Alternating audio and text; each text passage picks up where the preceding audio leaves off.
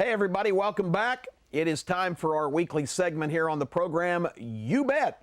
And the idea is to give you everything you need in terms of information to be a winner at Birmingham Greyhound Racing. We've been getting our man, the legend, up to date on different wagering strategies. Today there's a lot of talk in horse racing particularly, but greyhound racing as well, about what the best bet to employ when you really like a certain horse or dog in a race.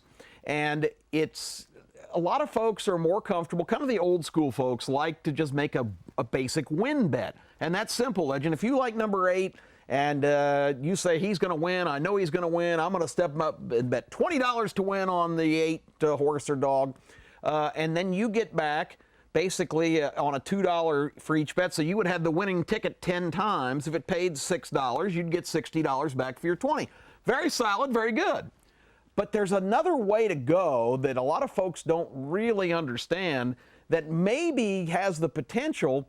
Sometimes you're only going to get about that $60 return depending on who else comes in the race. But there are 3 different bets you can employ. If you have this scenario where you like number 8, let's call him the legend.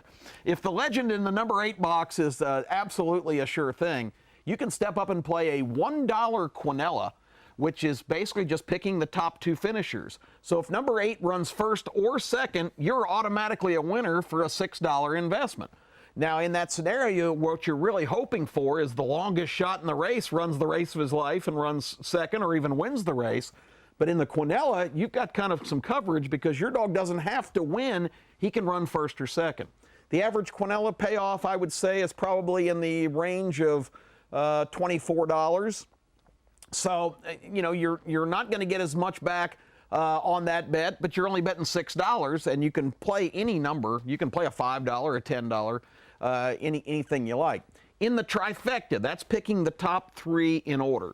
The minimum bet in the Trifecta is 50 cents. You can step up and say, give me an 8, all. That means you've got the 8 to win, and it doesn't matter who runs second or third. You've got all of them. That's a $21 bet for a 50-cent Trifecta.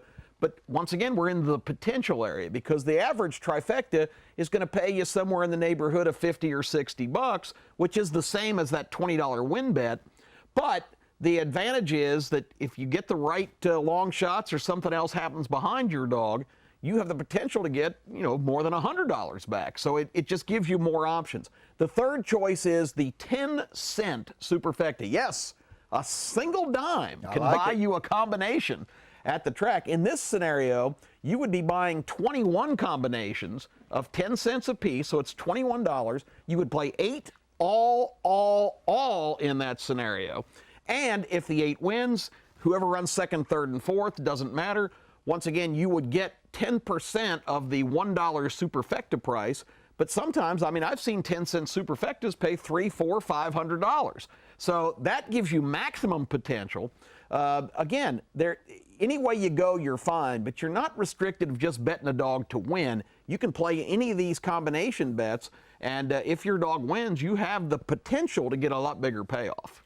You know, we were out this week, Kip, at the race course watching some of the races. So exciting. I mean, if you've never been to a dog race, I mean, you need to check it out. If you've never watched a horse race, this stuff is exciting. And I just heard some inside information that the Birmingham race course has a couple young dogs that they feel like are national contenders to be some of the best running dogs in the nation or in the world. So if you're not getting out and seeing this, not cashing in, you're missing out, ladies and gentlemen. Yeah, we've become a place where a lot of our kennels get in some real prospects, and they can kind of break in here. Secretariat type dogs. Our track is conducive for that from the standpoint of we don't have Birmingham Racecourse was really constructed right. The track itself, we have very few big major calamity, bumps, collisions. The races are pretty clean, and people like to send their pups here to go. Let me remind you real quick, too, on Saratoga today, I mentioned the Jim Dandy Stakes at the top. It's for 3-year-olds, a lot of the same ones you saw in the Kentucky Derby tournament. The big horse today is Vino Rosso, who ran 4th in the Belmont the last time we saw him. I believe he's going to be number 5 in that race this afternoon. Only 5 horses, so the best way to go there is to do what we're just talking about. Put him on top and hope that one of the long shots comes in second or third. We have one more segment to go. We're going to introduce kind of just the basics of it, maybe get into a little bit of today, but more than just a wrap-up coming up, so stay with us.